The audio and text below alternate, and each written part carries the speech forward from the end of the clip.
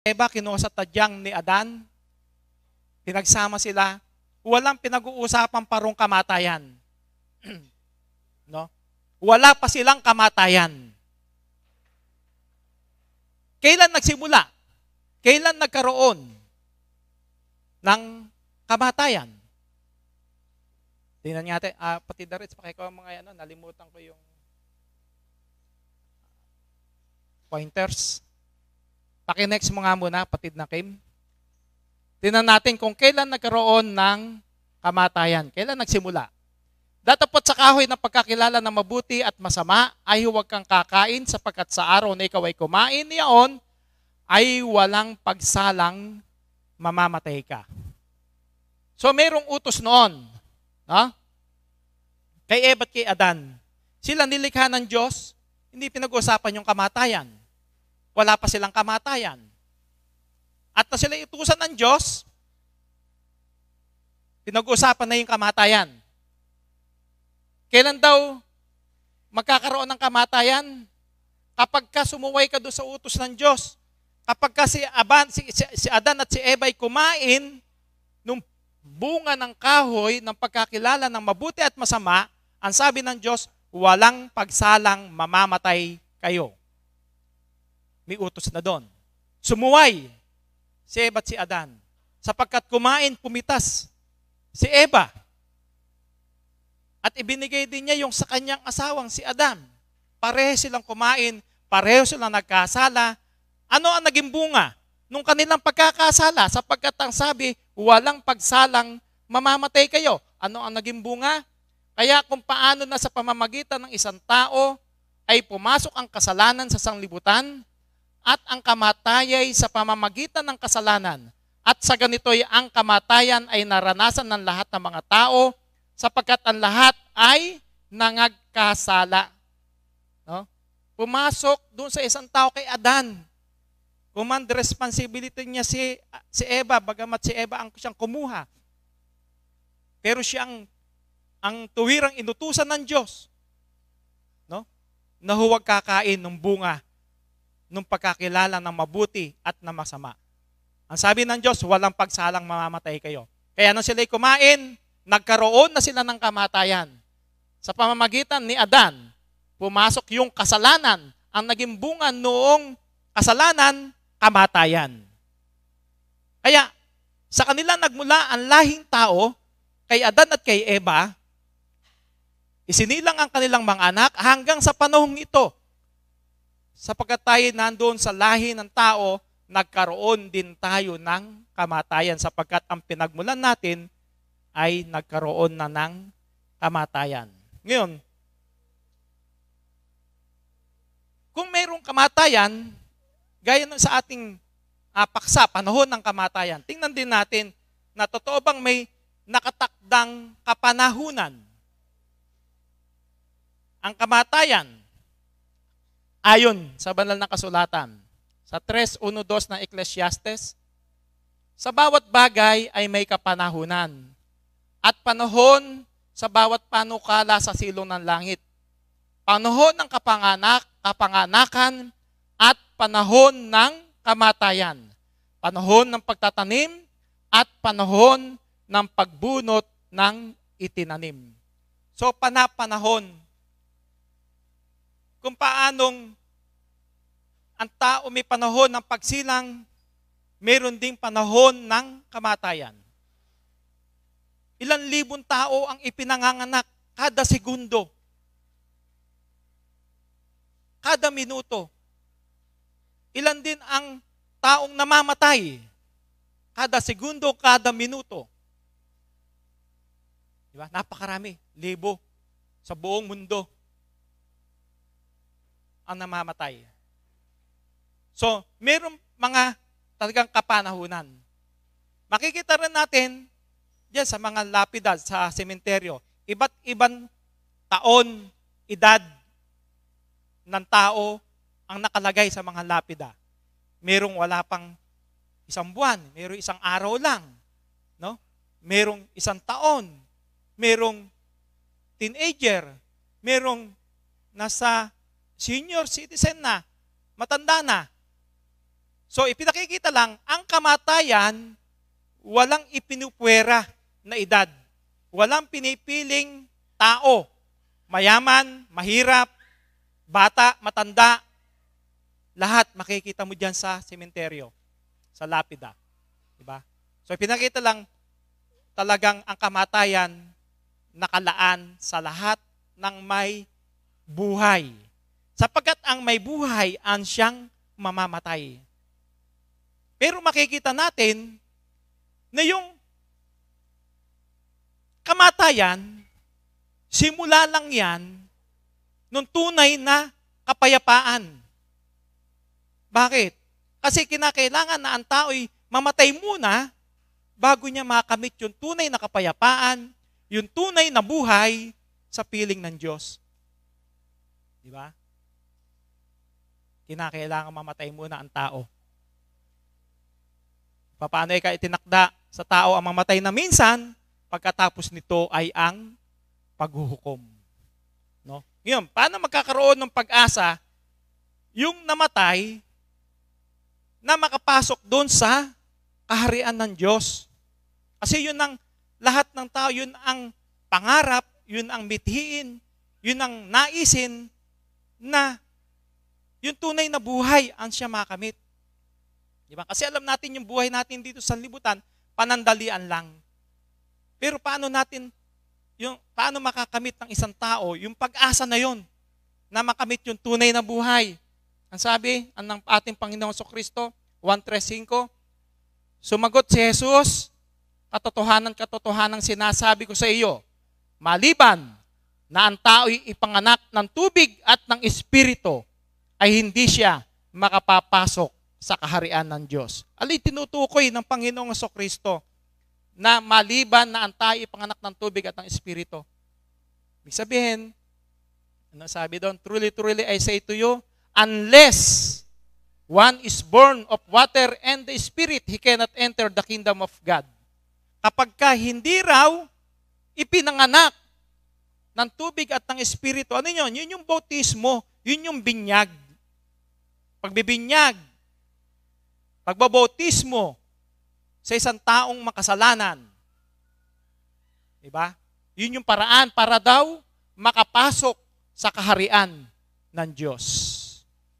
Tayo, nasa atin na yung pag-asa na yon. No? Yung pag-asa na yon na makamit, na makapasok tayo doon sa kaharian ng Diyos sapagkat naganap na natin yung isang mahalagang tungkulin na yan, yung isang inuutos ng ating Panginoong Jesucristo na gawin para makamit natin yung makapasok tayo doon sa kaharian ng Diyos. At kung kanino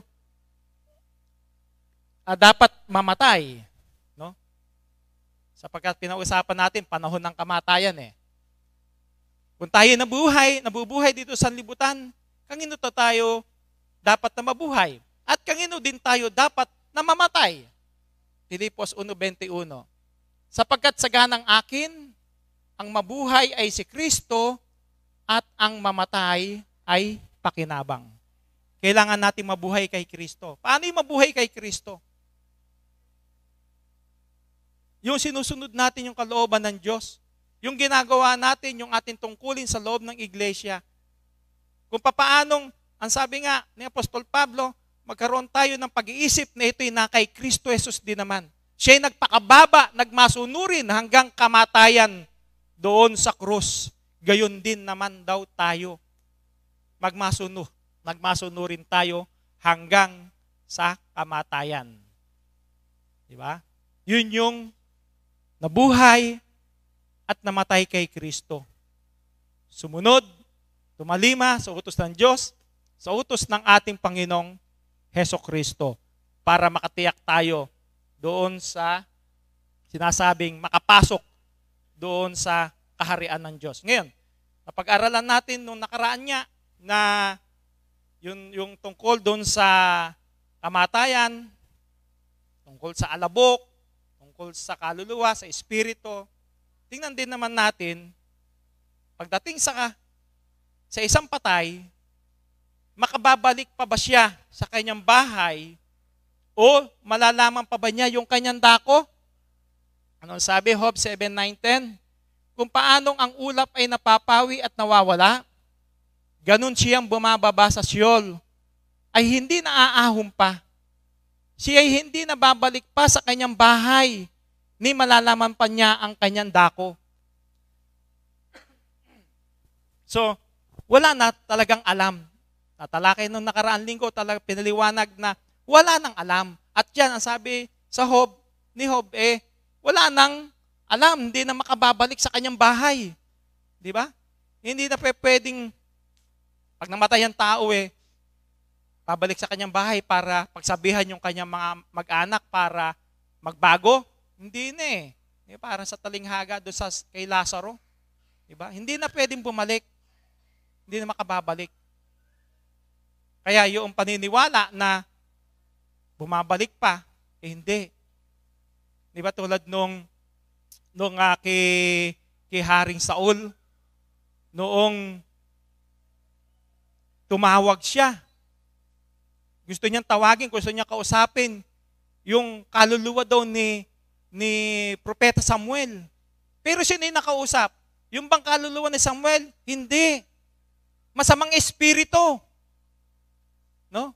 Sapagkat maliwanag ang sinasabi sa banal na kasulatan, yung patay na, hindi na maaaring bumalik pa sa kanyang bahay. Papaanong kakausapin ng taong buhay ang patay? Gayong wala na raw itong alam. Patay na nga Paano pang kakausapin? Sino ang makakausap? Kung meron mang tumatawag, mga medium, masamang espiritu. Diba? Noong uso-uso nung araw yung meron pang spirit of the glass, sabihin, kakusapin daw yung kung kaninong kaluluwa yung gusto mong kausapin, wala pong katotohanan. Diba? Hindi karami ng unsolved na crimes na nasolve na.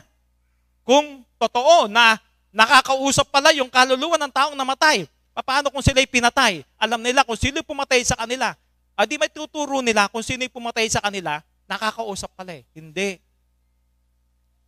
Sapagkat kung may tumatawag man yan, masamang espiritu, ang siyang kanilang nakakausap. Yan ang malaking pandaraya na nangyayari sa sanlibutan. Di ba sa mga pelikula, mga horror films, yan ang kadalasan na tema ng mga horror films. Tatawagin yung espiritu o kaluluwa ng mga taong namatay. Malakas makapag-inganya, malakas na pandaya sa tao. Di ba? Pero ang katotohanan, pag ang banal na kasulatan ang siyang pinag-usapan, walang katotohanan na ang taong namatay na, kakausapin pa. Tatawagin. Yung kanyang kaluluwa, ibabalong. Hindi, wala po nun. No? At bawal ng Diyos yun. Diba? Noong isang araw, meron din ako nabasa, yun lang nakakalungkot. Kasi kailangan talaga, lagi tayong nakikinig ng salita ng Diyos, hindi natin pinababayaan yung ating pagkakatipon. Meron pa nabasa ako din sa Facebook na nagpayo, gusto niyo mo, para gumaling yan, patawas mo. Wala po. Kahit sa Bible, bawal po ang tawas. Deuteronomio 18, bawal ang tawas, pagtatawas. Bawal po ng Diyos. Diba? So, hindi dapat na gawin. Ngayon, ano ang sabi ng Panginoong Jesucristo tungkol sa kamatayan? 11:14. Ang mga bagay na ito'y sinilita niya at pagkatapos nito'y sinabi niya sa kanila, si Lazaro na ating kaibigan ay natutulog. Ngunit ako'y paroroon upang gisingin ko siya sa pagkakatulog. Na magkagayon nga ay sinabi sa kanila ni Jesus ng malinaw, si Lazaro ay patay. So ito yung kaibigan ng Panginoong Jesucristo, si Lazaro. No? Nung mamatay, nailibing na. 3 araw nakalibing doon. Pero binuhay ng Panginoong Jesucristo. Ano ang sinabi ng Panginoong Jesucristo? Na talagang, sabi nga ng mga kapatid niya, ng mga kaibigan, patay na si Lazaro. Pero ano sabi ng Panginoong Jesucristo? Na ang tawag niya doon sa patay, natutulog lang. Diba? Tulog lang. So makikita natin, maging sa atin, sa panahon natin, pag tayo natulog, sa kalooban ng Diyos, tayo'y gigising. Hindi ba? Natulog lang tayo sa gabi. Kinabukasan ng umaga, sa kalooban ng Diyos, tayo'y muling magigising. Ganon din, inihilan tulad ng Panginoong Kristo ang taong patay. Kapag isang taong patay na, katulad lang ng isang natutulog. Kung siya'y patay na, may panahon ng pagbangon, may panahon ng paggising. Kaya tayo, dumating man sa atin yung panahon ng kamatayan, darating yung panahon, sabay-sabay tayong gigising, ibabangon ng ating Panginoong Hesukristo. Anong mangyayari sa isang sumasampalataya kay Kristo kahit siya'y mamatay? Pag dumating tayo doon sa panahon ng kamatayan, ano ang sabi? 11:25 ng 1. Sinabi sa kanya ni Jesus, ako ang pagkabuhay na maguli at ang kabuhayan, ang sumasampalataya sa akin, bagamat siya'y mamatay, gayon may mabubuhay siya. So mabubuhay. Pag namatay, mabubuhay ulit. Kaya makikita natin, kaya nasabi ko kanina, kinakailangan ang tao'y mamatay muna, sapagkat pag walang namatay, walang bubuhayin. Di ba? Liban na lang doon sa aabutang buhay ng Panginoong Kristo sa kanyang muling pagparito. Kasi iba yun. Talagang papalitan na lang sila ng isang katawan. Pero tayo na, kung tayong lahat aabutan ng kamatayan, panahon ng kamatayan natin, darating din yung panahon na tayo'y gigisingin, tayo'y muling bubuhayin ng ating Panginoong Kristo. Ano ang pag-asa ng mga namatay na sumasampalataya? Unang Tesalonica 4:16, sapagkat ang Panginoon din ang bababang mula sa langit na may isang sigaw, may tinig ng arkanghel, at may pakakak ng Diyos, at ang nangamatay kay Kristo ay unang mga bubuhay na maguli. Maliwanag naman sa talata, ano po? Na pagdating ng Panginoong Kristo, may isang sigaw, may tinig ng arkanghel, at may pakakak daw ng Diyos. At ang nangamatay kay Kristo ay unang mga bubuhay na maguli. Sapagkat kung ang pagbuhay ang pinag-uusapan, merong dalawang uri ng pagbuhay. Diba? Merong una. At meron din namang kasunod yun pagka may una. Ang pinakamahalagang bagay kung saan tayo dapat na mapabilang doon sa unang bubuhayin na maguli. Diba? At kung sino yung unang bubuhayin na maguli, yung mga nangamatay kay Kristo. Sino yung mga nangamatay kay Kristo? Yun yung mga nangabuhay din kay Kristo. Yung sinasabi doon sa Pilipos kanina binasa natin. Ang mabuhay ay si Kristo, ang mamatay ay pakinabang. Diba? Kaya, yung mga nangamatay kay Kristo, yun yung naglingkod kay Kristo. Naglingkod sa Diyos. Yun yung mga unang bubuhayin na maguli. At ano ang magiging kapalaran ng mga unang bubuhayin dun sa pagkabuhay na maguli? 20 talatang 6 ng Apokalipsis, mapalad at banal ang makalakip sa unang pagkabuhay na maguli. So yung una, yung binasa natin sa Tesalonica, mapalad daw at banal ang makalakip sa unang pagkabuhay na maguli. Sa mga ito'y walang kapangyarihan ang ikalawang kamatayan, kundi sila'y magiging mga saserdote ng Diyos at ni Kristo at mga haharing kasama niya sa loob ng 1,000 taon. So, yung makalakip sa unang pagkabuhay, wala nang kapangyarihan yung ikalawang kamatayan. So, merong ikalawang kamatayan. Makikita natin, pag ang tao namatay, yun yung unang kamatayan. Diba? So, lilinawin din natin, ano nga ba yung ikalawang kamatayan naman sapagkat mayroong binabanggit na wala na raw kapangyarihan tayo doon sa ikalawang kamatayan. Kaya kung sino yung walang kapangyarihan doon sa ikalawang kamatayan, yung mapasasakop doon sa unang pagkabuhay na muli, sapagkat yun ay mapalad at banal sa Diyos. No? At kung kailan muling bubuhayin yung mga namatay kay Kristo, 15:52 ng unang Korinto, sa isang sandali, sa isang kisap mata, sa huling pagtunog ng pakakak, sapagkat tutunog ang pakakak at ang mga patay ay mga bubuhay na maguli, na walang kasiraan, at tayo'y babaguhin.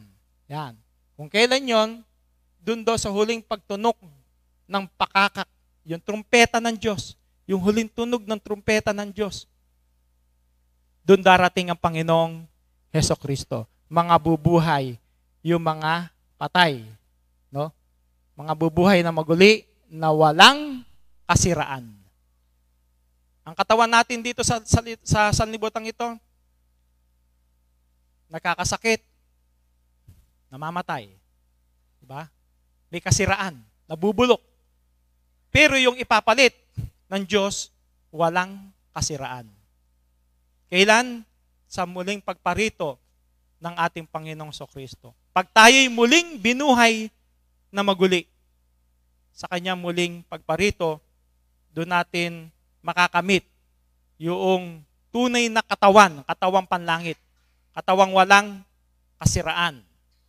At ano rin yung isang uri ng kamatayan na sinasabi rin ng banal na kasulatan. Sapagkat ang pinag-uusapan natin tungkol sa kamatayan, tulad doon nabanggit kanina, ikalawang kamatayan.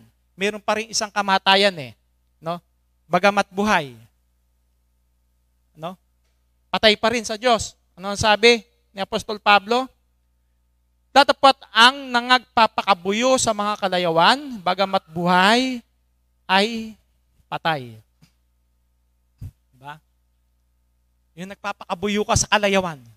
Yung hilig ng katawan.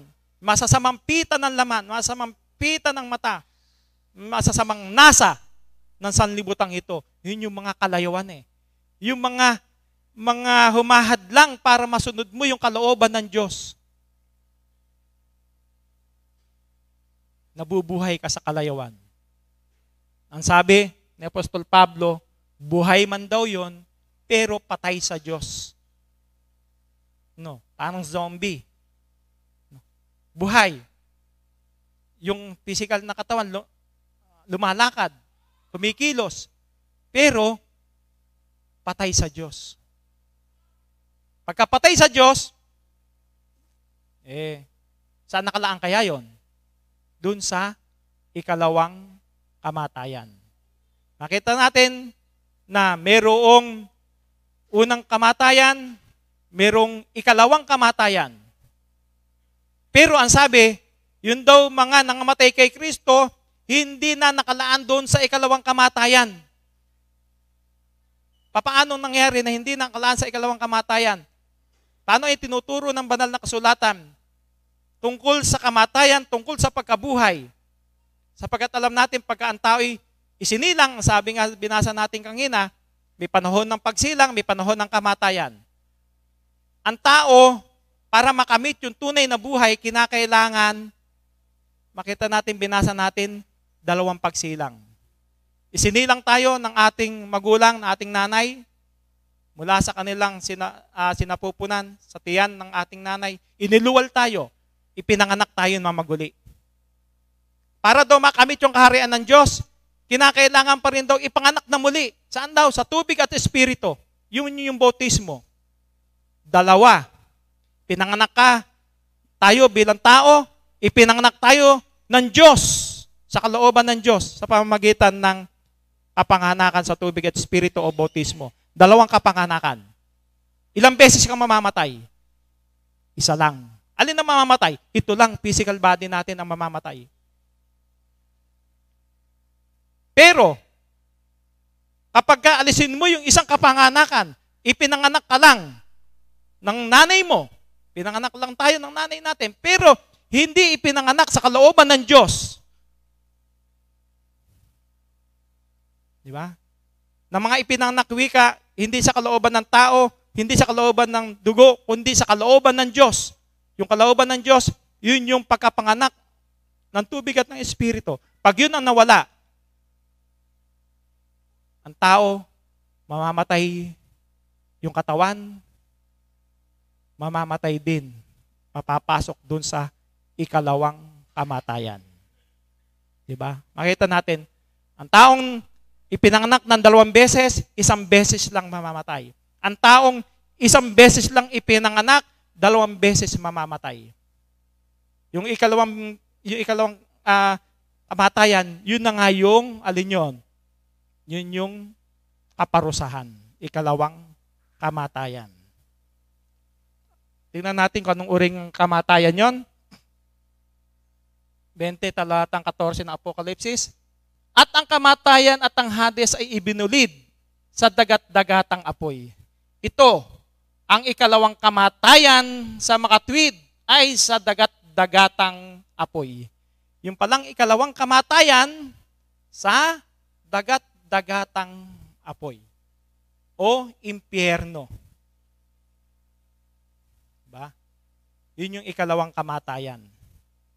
Kaya napakahalaga mga kapatid na malaman, pag tayo nakaalam naman, no, ng katotohanan tungkol sa banal na kasulatan, talagang kinakailangan tayo'y ipanganak na muli para hindi mapasok doon sa ikalawang kamatayan, kundi makapasok doon sa kaharian ng Diyos. Kaya habang tayo nabubuhay pa, ano ang dapat nating gawin upang mapabilang sa unang pagkabuhay na maguli? Ecclesiastes 12:1, magandang balita, Biblia. Alalahanin mo ang lumikha sa iyo sa panahon ng iyong kabataan, bago dumating ang mga araw at taon na puno ng kaguluhan, panahong hindi mo na madama ang tamis ng mabuhay. Alalahanin mo raw yung Diyos, yung Creator. Sa papaanong paraan natin aalalahanin ang Diyos sa panahon ng ating kabataan, sa panahon ng tayo mayroong pangkalakasan. Paano natin aalalahanin? Gawin natin yung ating tungkulin sa iglesia. Paglingkuran natin ng Diyos. Gumawa tayo ng mabuti sa ating kapwa. Gumawa tayo ng mabuti sa Diyos. Yun ang kanyang hinahanap. 2 utos lang naman, di ba? Sinabi ng Panginoong Kristo, nauuwi sa 2 yung kautusan ng Diyos. Pag-ibig sa kapwa, pag-ibig sa Diyos. Pag yun ang ating nagawa, yun, naalala natin, pinahalagahan natin yung ating tungkulin sa Diyos bilang kanyang mga anak na tinatawag sa kanyang marangal na pangalan. Ngayon, bakit mahalagang samantalahin yung pagkakataon habang tayo nabubuhay upang maligtas? Bakit dapat natin samantalahin? Sabi, alalahanin natin lumikha. Kailan? Ngayon. Di ba? Dapat nating samantalahin. Bakit nga ba? 2 Korinto 6:2, sapagkat sinasabi niya sa panahong ukol, kita'y pinakinggan at sa araw ng pagliligtas kita'y sinaklolohan. Narito ngayon ang panahong ukol, narito ngayon ang araw ng kaligtasan. Nabanggit ko rin noong nakaraang linggo yan, ano? Bible study. Talagang ngayon, yung panahong ukol. Kaya dapat nating samantalahin. Ngayon yung araw ng kaligtasan Ngayon, habang nasa atin yung buhay. Sapagkat sa oras na tayo mamatay ngayon, at tayo namatay sa pagkakasala, ipagsusulit natin sa Diyos. Pero kung tayo namatay ngayon, na naglilingkod sa Diyos, nagbanal sa harapan ng Diyos, mapalad tayo. Sapagkat doon sa ganung bagay tayo inabutan ng kamatayan. Ang masama, abutan ka doon sa bagay na yung pagwawalang bahala, no? Sa paglilingkod sa Diyos. Kaya napakahalaga na dapat nating samantalahin ngayon habang tayo'y buhay. Sapagkat pag namatay ka na, wala na. Makapagsisisi ka pa. Kapag kay namatay na ngayon, hindi na. Pero tayong buhay pa ngayon, kaya pa nating magsisi. sa ating mga kasalanan. Kaya pa nating ituwid yung ating pagkakamali.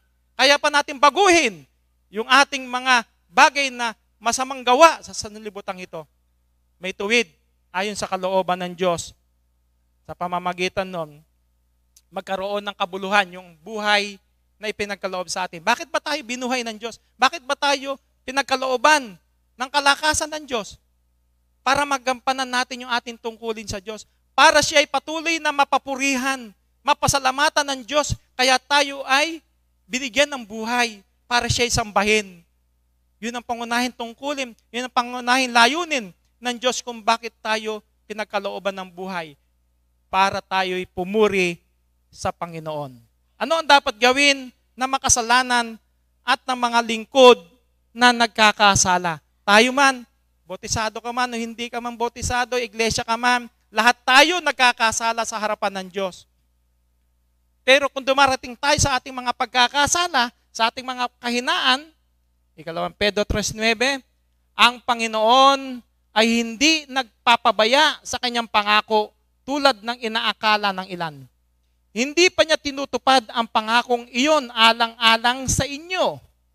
Binibigyan niya ng pagkakataon ang lahat na makapagsisi at magbalik loob sa Diyos sapagkat hindi niya nais na kayo'y mapahamak. Gusto niya. Gusto ng Diyos na tayo makapagsisi sa ating mga kasalanan. Binibigyan tayo ng pagkakataon. Di ba?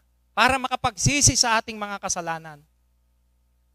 At yung kung wala ka pa sa loob ng iglesia, ito yung pagkakataon na tayo binibigyan ng Diyos ng pagkakataon na makapagsisi, makapagbalik loob sa Diyos. Di ba? Pagkakataon ito, pagtawag ito, isang paraan ng pagtawag ng Diyos sa tao para ipakisama sa kanyang bugtong na anak na si Hesus Kristo. Para ilagay sa kanya sa loob ng iglesia. So, ito, binibigyan tayo ng pagkakataon. Ang Diyos nga may sabi, ang Diyos ang may ibig, ang sabi ni Apostol Pablo, ang Diyos ang may ibig na ang lahat ng tao ay mga kaalam ng katotohanan. Ang Diyos ang may ibig na ang lahat ng tao ay mga ligtas. Gusto niya lahat mga ligtas. Walang pinipwera ang Diyos. Sino man pinakamakasalanan, pinakamasamang tao sa sanlibutan, gusto ng Diyos na siya ay maligtas. May paraan lang, magsisi ka, magbautismo ka, sumampalataya ka, sumunod ka sa mga turo't aral ng Diyos. Yun yung paraan ng isang taong makasalanan, magbalik loob sa Diyos. Kaya nga yung sinasabi, binibigyan pa ng pagkakataon, yung lahat na makapagsisi at magbalik loob sa Diyos. Ano mang, gaano mang kapula wika, gaano man wikang katingkad ang iyong kasalanan sa Diyos, malilinis yan. Papuputing gaya wika ng nyebe, puting-puti. Mawawala yung bahid ng dugo, yung kulay dugo, lilinisin ng Diyos kapag tayo nagbalik loob sa Diyos. Ngayon, paano natin magagawa yung kalooban ng Diyos? 10:36 ng Hebreo, sapagkat kayo'y nangangailangan ng pagtitiis upang kung inyong magawa ang kalooban ng Diyos, ay magsitanggap kayo ng pangako. Para pala magawa natin yung kalooban ng Diyos, kailangan meron tayong pagtitiis. Di ba? Sa ating buhay tayo bilang mga tinawag ng Diyos sa kanyang iglesia, maraming tiisin sa loob ng iglesia. Paano natin magagawa yung kalooban ng Diyos? Kailangan natin yung pagtitiis. Ang sabi nga ng Apostol Pablo, hinahampas ko yung aking sarili, sinusupil ko yung aking sarili sapagkat yung ating mismong sarili ang unang-una nating kalaban. Diba? Pagbangon mo, tamad akong bumangon ng maaga. Masarap matulog. Monday to Friday, kaaga kong gumigising, papasok sa trabaho. Ngayon lang naman, minsan hanggang Sabado, ngayon lang Linggo ako bakante.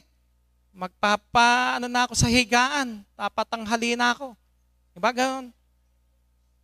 Kung wala yung pagtitiis, wala yung pagpipigil, wala yung paghampas sa sarili, walang pagsupil sa sarili, wala na, late ka na. Tinamad ka pa. Hindi ka na gumayak para sumamba.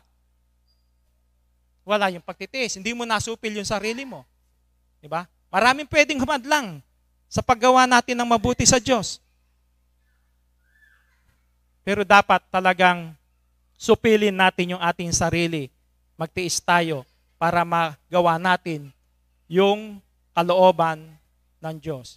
Kaya, kung makapagtiis tayo at naingatan natin yung pananampalataya, ano ang sabi ni Apostol Pablo?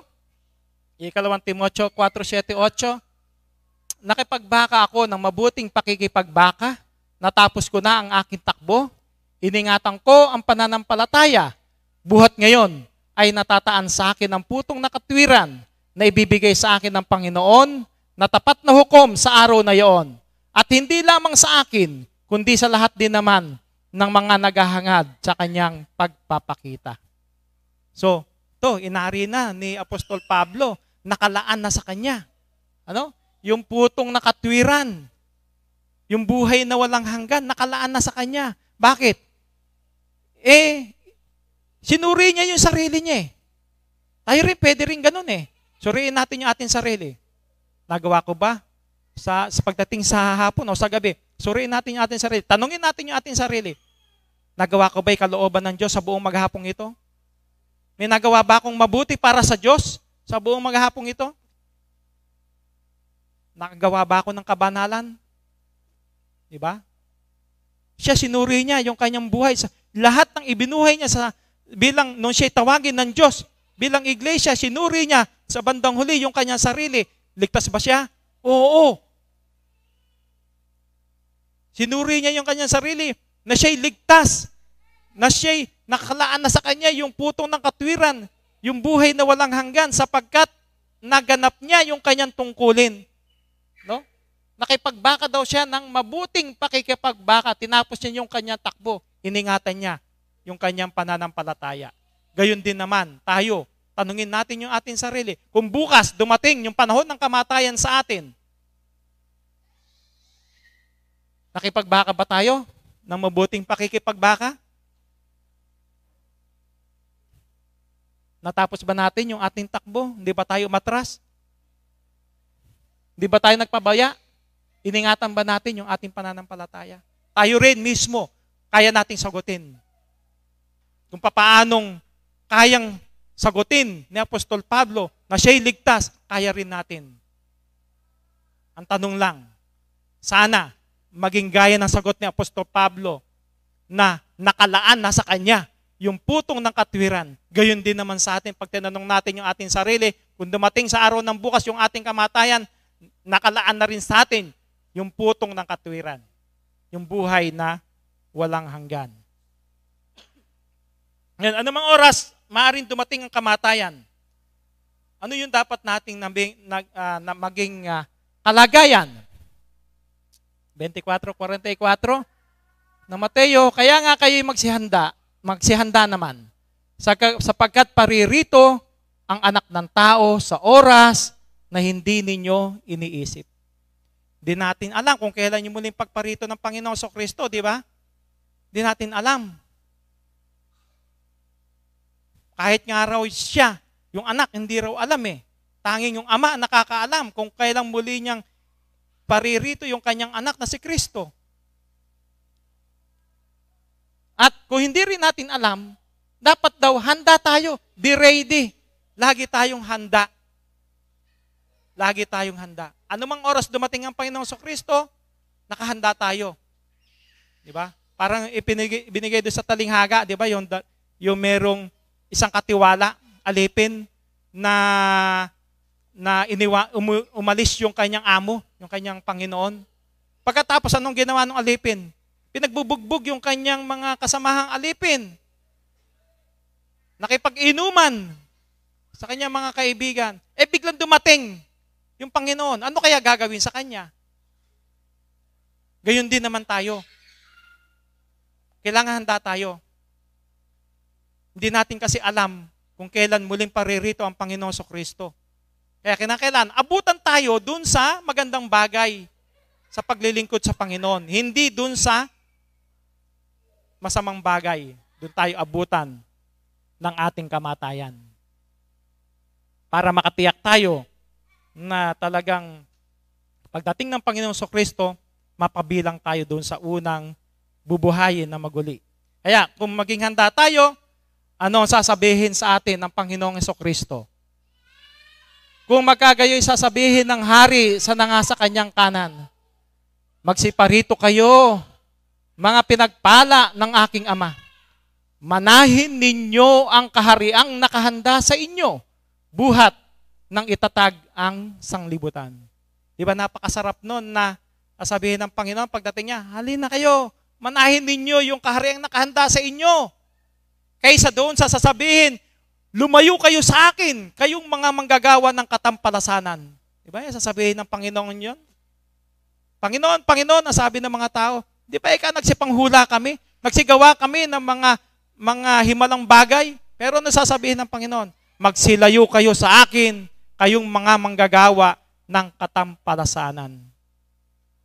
Versus dito, sasabihin ng Panginoon, halina kayo, mga pinagpala ng aking Ama. Manahin ninyo yung nakahanda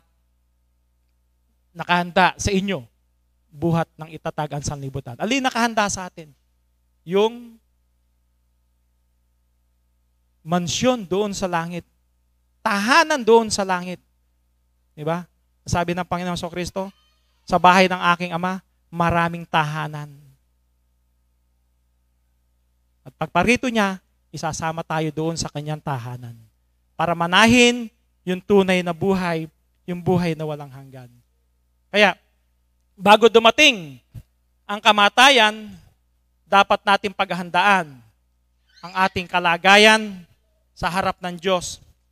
Sapagkat darating ang oras na ang lahat ng tao ay haharap sa Kanya at magbibigay sulit sa kanilang ginawa sa buhay na ito. Ang pinakamahalaga ay ang pagkilala at pagtanggap kay Kristo Jesus bilang tagapagligtas, sapagkat siya lamang ang daan tungo sa kaligtasan at buhay na walang hanggan. Dapat din nating sikapin na mamumuhay na may pananampalataya, pagsisisi sa kasalanan at pagsunod sa kalooban ng Diyos. Habang may pagkakataon pa, gawin nating makabuluhan ang ating buhay sa pamamagitan ng paglilingkod at paggawa ng mabuti. Kung ipagpapaliban ng tao ang pagbabalik loob hanggang sa dumating ang kamatayan, wala nang pagkakataon pang ituwid ang kanyang buhay. Kaya, habang may hininga ito na ang tamang panahon upang maghanda sa pamamagitan ng pananampalataya, katapatan, at pagtitiis hanggang wakas. Yun ang dapat nating gawin habang tayo may buhay, habang wala pa sa atin yung panahon ng kamatayan, gawin na natin yung ating tungkulin sa Diyos. Paglingkuran natin ng Panginoon, magbalik loob sa Diyos. Kung ang kapatid ay nakalimot, nagpapabaya sa kanyang tungkulin sa Diyos, sana nga maging isa yung ating pag-iisip na mapaglingkuran ng Panginoon hanggang sa kamatayan. Mapaglingkuran ng Panginoon habang tayo nabubuhay sa sanlibutan ito. Masamantala natin yung ating buhay at kalakasan, ibigay natin sa Diyos sa pamamagitan ng ating paglilingkod. At kung tayo'y wala pa sa iglesia, ito'y isang paraan ng pagtawag ng Diyos para tayo'y maging kasangkap ng iglesia at magkaroon ng pangako doon sa buhay na walang hanggan. Sapagkat alam natin, ang sabi, kung sino yung pinaghandaan, magkakamit, aariing karapat-dapat doon sa kaharian ng Diyos, iglesia ng Diyos. Yun ang tanging pangalan binabanggit sa banal na kasulatan na magiging karapat-dapat sa kaharian ng Diyos. Naway isang mabuting araw ang patuloy na sumaatin sa buong isang linggong muli natin lalakaran sa panahong ito at may paglingkod natin ang ating sarili, ang ating buhay at lakas sa Panginoon. Isang magandang